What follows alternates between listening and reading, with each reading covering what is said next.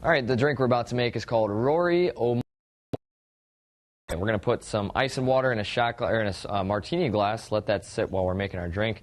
Should get nice and cold. All right, let's measure out 1.5 ounces of Irish whiskey. And we'll go ahead and follow that up with 3/4 of an ounce of sweet vermouth. All right.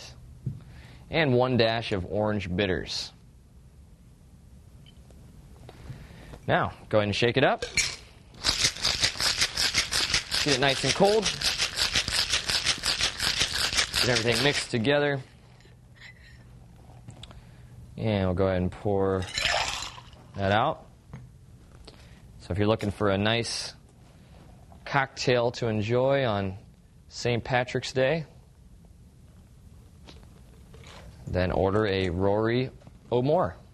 Bottoms up.